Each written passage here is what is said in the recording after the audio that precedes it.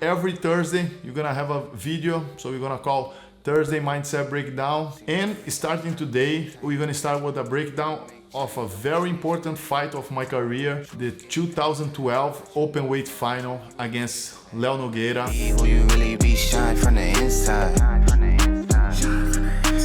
What's up, everyone? I'm here to say thank you very much for everyone who watched my movie. So that was like a project, personal project that Bruno Lemos and Ana Cola Grande helped me to make it happen. So finally it's out there. So a lot of people watched it, a lot of people commented. So your feedback is really important for us. So make sure that you go there, watch it, leave your comment and leave your opinion for us, because that's really important. And today I'm here also to announce the beginning of my series, Thursday Mindset Breakdown. Every Thursday I'm gonna release a video. I'm not just gonna break it down about one fight, but I also gonna talk about it, the mindset behind the fight. So what I was thinking, what I was planning. It's cool just to do the breakdown, but I want to do something different because nobody knows what I was thinking during the fight before I do the action during the fight. So, and starting today, we're gonna start with a breakdown of a very important fight of my career, the 2012 open weight final against Leo Nogueira.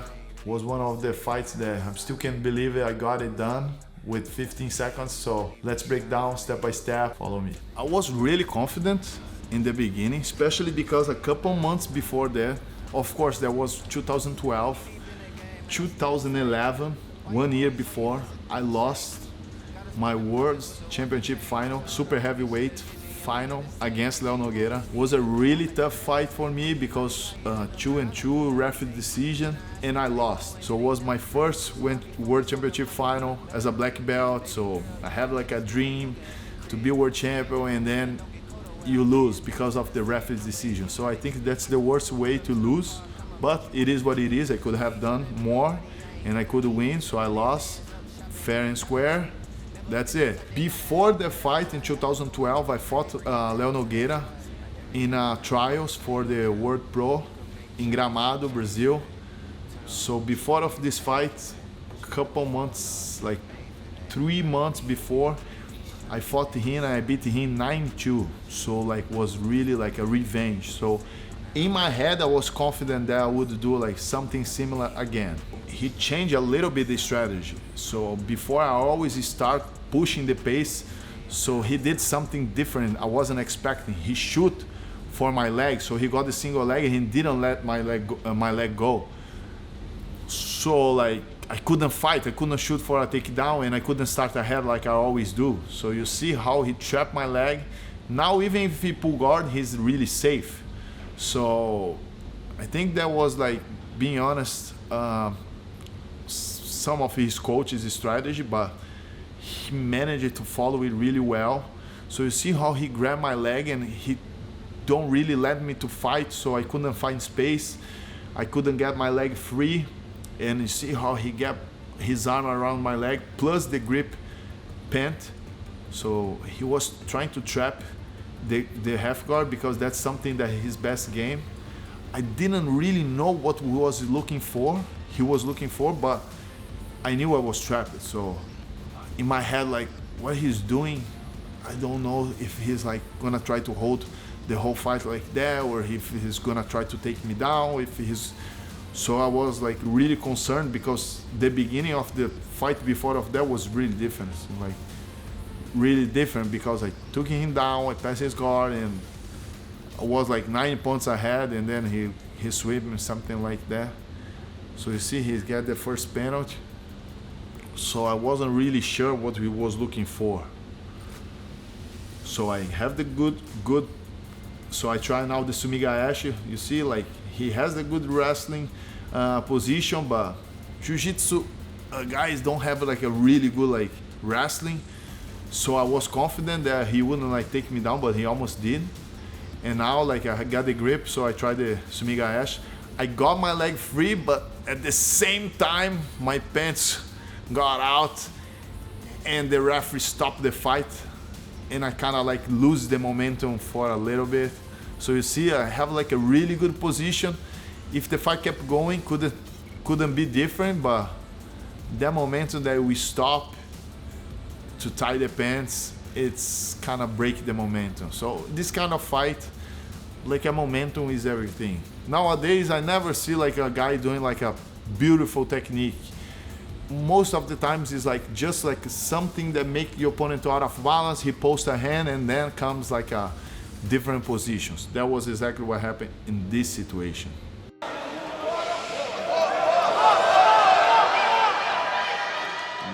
So now, I think there wasn't points for either way because I just finished on top, but still 0-0. And that was like worrying me a lot because he got like a good position, a deep half guard. That was his best game. I remember the last time I got the pass from that position, so in my head like, okay, I'll try to do the same thing. But he was really smart, for sure. He studied my game, and I used the Kimura grip to try holding him, and by the time that he tried to explode, I would finish on his back. So that's a move that I used to do a lot. I still do, and still works. But now it's different because he was really aware. You see how he like trapped the lapel, and he's not really trying to rush it. So I was like giving like a lot of confidence that the position would work. You see how I lay down and try to go for the back. So I took a big risk because if he just finished on top, I would be like behind, like he did right now actually. So if he got his arm free, I'm losing, and that's exactly what happened. So a tough fight against like such a tough opponent, it's to be behind, it's bad. So now I was like scared to something like that happen. Like I'm 2 points behind, 1 advantage behind, and then he's on the half guard, his best game. So now I know he wouldn't expose himself anymore. So especially a guy against Léo Nogueira, a really high level competitor, and always have good strategy. So I knew he wouldn't do any mistake, because now I would have to push the pace and I would expose myself a lot. So he would wait for the right moment to do something. So you see how he gets the lapel around my leg, under my thigh, and gets the belt grip. So right now, being honest, if he wants to sweep me, he has like a perfect position for that, but he's winning, so why he would expose himself? You see how I have the setup for the Bravo choke, but because I was trying to do is just get my knee free, but he was really tight, so I know the Bravo choke wouldn't work. I tried to keep my hip really like heavy, but you see how I didn't see the illegal grip right there. Ref didn't see either. Oh, he changed it. Chulo. Oh, ref took a while, but he saw it, and he got the penalty. So it's good for me, but didn't help much yet. Now I'm in the worst position because I'm behind and he's in where he's the most comfortable, the half guard. So I'm looking for the Bravo choke again. But what I need in that situation is to cross my knee. So like I said, he got the sweep. I got triangle, I got like really confident I would get it, but he managed to do the defense really fast.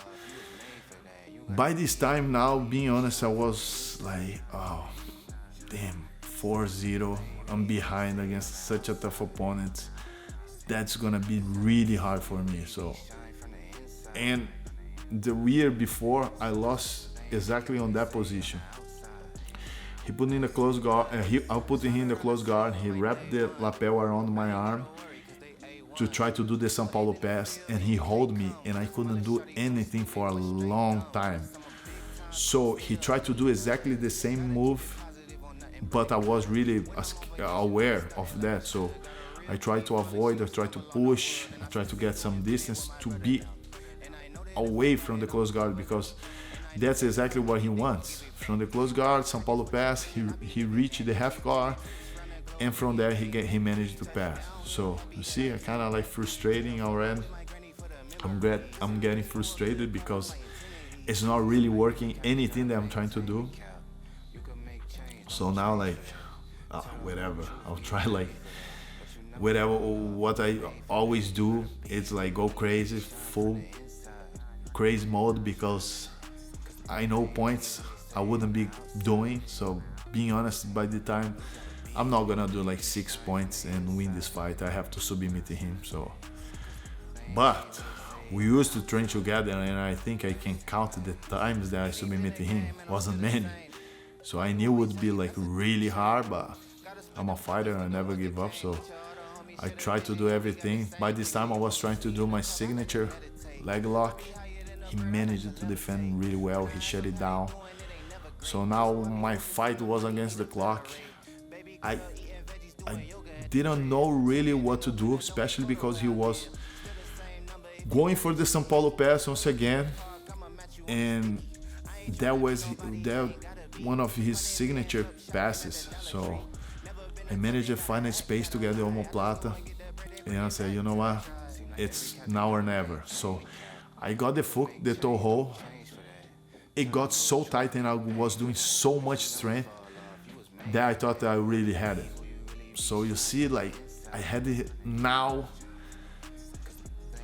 Now was my mistake, because I got so hungry for the foot. I really thought I got it, but he managed to put in the 50-50. So like 1:30 left and the opponent winning by 4 points. He managed to get in the 50-50 guard. So it's done. You see how I wave my hands and like, oh, okay, it's done. He got my foot, my toe hold, and then I found like a space to go to his foot. Now I knew I was losing, so I said, you know what, I'll try everything now to get the toe hold and try to win, because the fight is over for me. So now I remember this, like I tried to stand up. I look, everybody was yelling so much. Alliance crowd was like so happy winning, like we are the champions, something like that. Fight is over. So checkmate crowd was silence. And I remember like, okay, fight's done, I can't do anything. And now I dive for the foot, like crazy attempt. And I got this foot lock. I gave everything that I had. And you see how I had his foot and his ankle just get out. You see like a little pop, but in my head was it break it. I thought it really break it, but in my head I thought it was break. I broke his foot, but actually just his heel popped out. But the feeling was like something breaking, but because there was so much pressure and just popped out, like it slid off. In my opinion, like, oh, it break the foot, but it didn't. So I saw like a little hope there, but it didn't work out. Actually now I remember it was like there was like 2 points. There was like 2 points. But the referee didn't say anything because we roll out of the bounds. And I'm not supposed to talk to the ref, but I did. And I got my 2 points, right? Let me see. But he got the 2 points either. So I remember this was like one of those moments that defined my career, because I knew I had like only one shot. I was winning like by 4 points, by 2 points if I'm not wrong. But that's everything that I want to, since the beginning of the fight. We separate, because that's when I fight. I like to lose. When somebody hold me and don't let me fight, that's what I can't deal with. I couldn't deal with. If the person like is trying to fight me, it's better for me. So that's why I always rather fight people like trying to kill me, because that's when I see the openings. When people do such a good strategy like him to shut me down and don't let me to fight, it's good for them, not good for me. Of course, during my career I managed to learn it. So now it was like It's weird, but I remember this moment like it was yesterday, and it was like 11 years ago. I remember the beginning of the fight, he shoot for my leg. So I knew in my head he would do the same thing. So I said, I need to shoot first. So when the referee said fight, in my head I said I had one shot, and I had one chance, one shot. And I thought he would do the same strategy that he did in the beginning of the fight. But it was weird. I remember like watching it, and I'm seeing like slow motion. I saw his hands coming up to try to reach my shoulder to make a grip and then pull guard. So I could see this like in slow motion. When I saw his hand coming up, I said, I got it. Then I shoot and I touch his legs. Once I touched his legs, I knew it was over, because like I would get the points. So I would give everything I had to get him down, and I knew I could get it. But like the way that it was, I couldn't expect it. So let me show like the slow motion what I'm talking about. We shook hands. You see his hand came, it was like really fast, but I saw like somehow in slow motion. When he fall, like I wasn't sure, I wasn't thinking about points, I was lost. He tried to rush it, like he never did in the fight. So it was like a really mistake by his part. If he just hold like he did in the beginning of the fight, he would get the win. So you see I'm getting 2 advantages, because I got 2 points for the takedown, 1 advantage for the pass, and 1 advantage for the mount. Now Checkmate Cruise is like loud, Alliance crowd is silence. It was crazy because I was looking to the numbers and I couldn't tell that I was winning. So it was like so much going on. You see how I look to Tanquinho, waited like who's gonna raise the hand. So 6-6 and 5 advantage for me. So it was like one of the craziest feelings that I ever had in my life, to win my first world title. So I couldn't believe it myself. So this was one of the crazy moments. And I try to like always put my 100% on everything that I did in this fight. Some of moments of this fight I gave up, but somehow I got it back. And when I had the opportunity, I just hold on to it and gave everything. So, you know, this fight changed my career. That was my first world title as a black belt, my first double gold, and it was like really special. So that year I got the revenge against Léo Nogueira, against Bernardo Faria, against Rodolfo Vieira, everything in the same tournament. We're gonna be doing this really often now. Every week we're gonna have a video. So if you like it, if you wanna see I'm commenting like a fighter, a specific fighter, leave your comment here, subscribe the channel, and I'm gonna see you guys really often now. Thank you.